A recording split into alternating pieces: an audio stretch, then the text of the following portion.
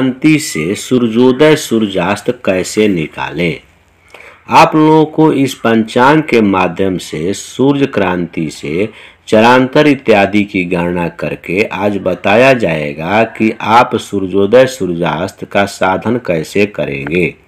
जैसे आप देख रहे हैं शुद्ध श्रावण शुक्ल पक्ष का यह पेज है। एक माध्यम लेकर के, एक उदाहरण लेकर के मैं आप लोगों को बताने जा रहा हूं, जिससे कृपया वीडियो को स्किप नहीं करेंगे। जो भाई जल्दबाजी में है बल्कि इस वीडियो को अभी ही छोड़ दें, ताकि आप उसको नहीं समझ पाएंगे। थोड़ा सा भी आप वीडियो को छोड़ेंगे तो आपको समझ में आना मुश्किल हो जाएगा, क्योंकि पंचांग के माध्यम से ही सूर्य क्रांति कहाँ दी हुई रहती है, सूर्य क्रांति की सारणी कहाँ पर है, आप कैसे उसको देखेंगे, कैसे समझेंगे, उसको आप जान नहीं पाएंगे। इसलिए मेरा रिक्वेस्ट है आप लोगों से कि वीडियो को अंत तक जरूर देखेंगे, ताकि इससे आपकी जानकारी में वृद्धि होगी और अच्छे जानकार एक हो जाएंगे आप। तो यहाँ पर देखिए, जैसे मान लीजिए हमने लिया है 17/8/2023 को हमको सूर्योदय और सूर्यास्त सूर्य क्रांति के अनुसार निकालना है। हम कैसे निकालेंगे, तो उसके लिए यहाँ देखिए यह पक्ष जो है 17 अगस्त से 31 अगस्त तक का ये पक्ष है। यहाँ देखिए 17 अगस्त के दिन का ही हम लोग सूर्योदय सूर्यास्त की गणना करने चल रहे हैं। यहाँ पर देखिए कि प्रतिपदा तिथि है, गुरुवार है।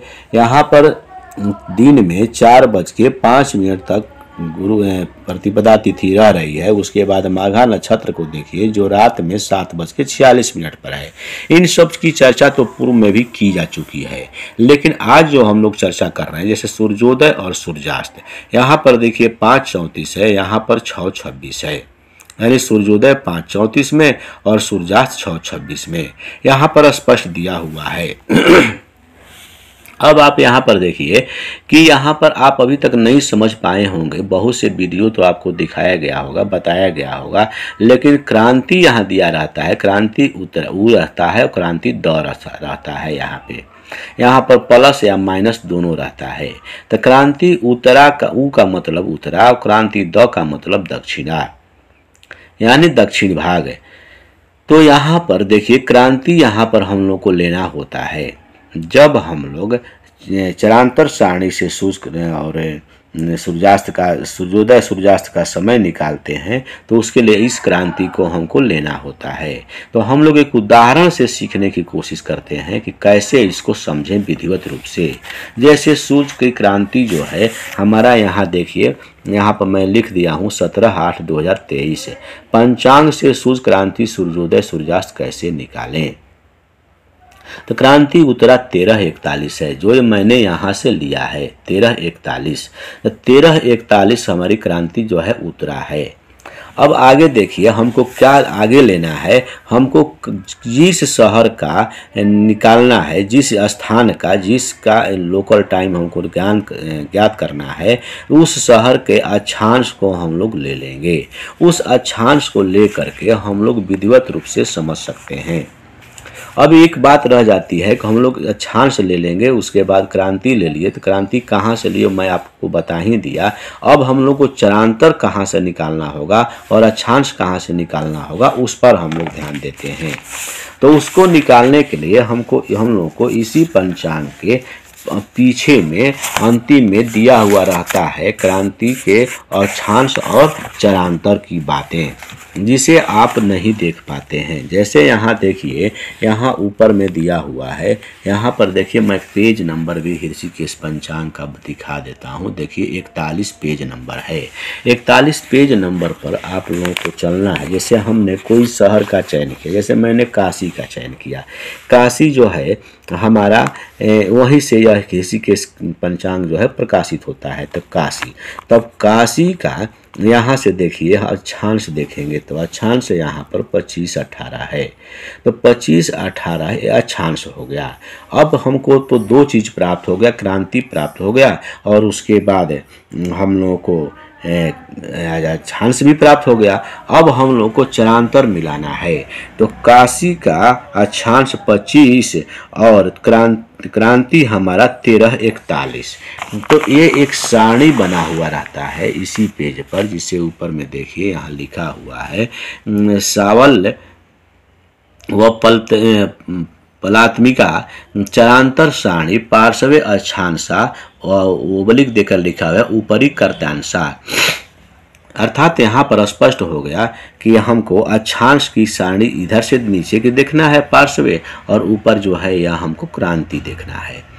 तो यहाँ पर देखिए हमको प्राप्त है कि 25 18 अक्षांश है, तो 18 को छोड़ देंगे, हम 25 पर चले जाएंगे।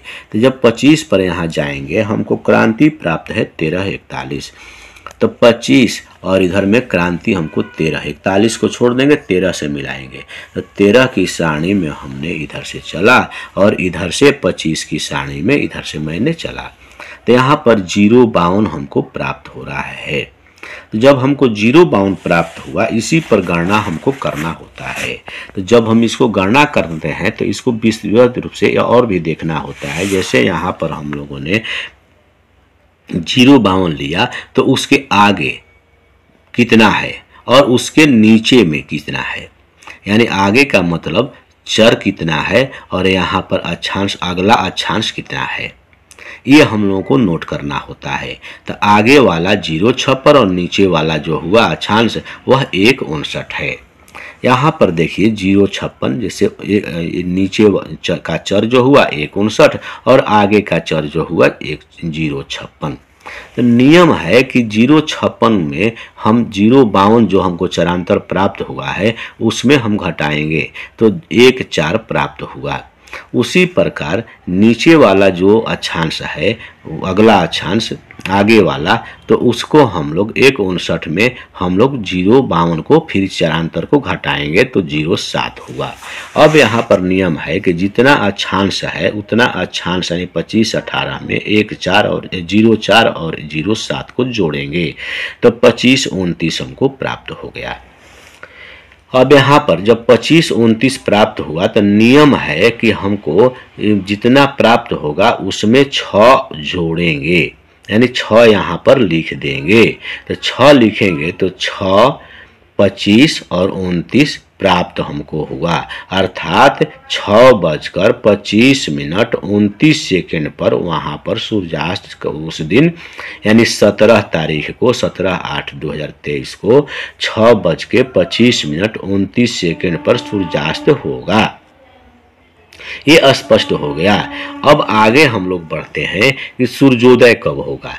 तो 6 25 और 29 में हम लोग यहाँ पर 12 में घटाते हैं 6 25 29 को। तो जब 6 25 29 को घटाते हैं तो यहाँ देखिए हासिल लिया जाएगा नहीं, 0 है तो 60 हो गया। 60 में 29 घटाए तो 31, यहाँ पर 59 हो गया। 59 में 25 घटाए 34, यहाँ पर देखिए 1 घट गया है तो 11 बचा है। 11 में से 6 घटा 5, अर्थात सूर्योदय हुआ 5:34 ये हमको चर क्रांति से प्राप्त हुआ। ये तो हमें प्राप्त हो गया स्पष्ट रूप से ये सूत्र के अनुसार।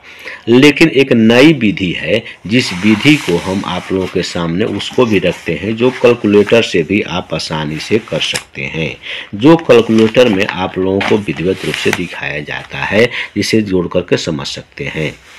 जैसे अक्षांश हमको 25 18 है और क्रांति 13 41 है। मोबाइल से सूर्य क्रांति निकालनी है, उसको भी एक सूत्र अलग से हम बता कर समझा देंगे, जिसे विधिवत रूप से आप समझ जाएंगे, जो अगले वीडियो में डाला जाएगा। ध्यान से आप देखेंगे तो समझेंगे। धन्यवाद।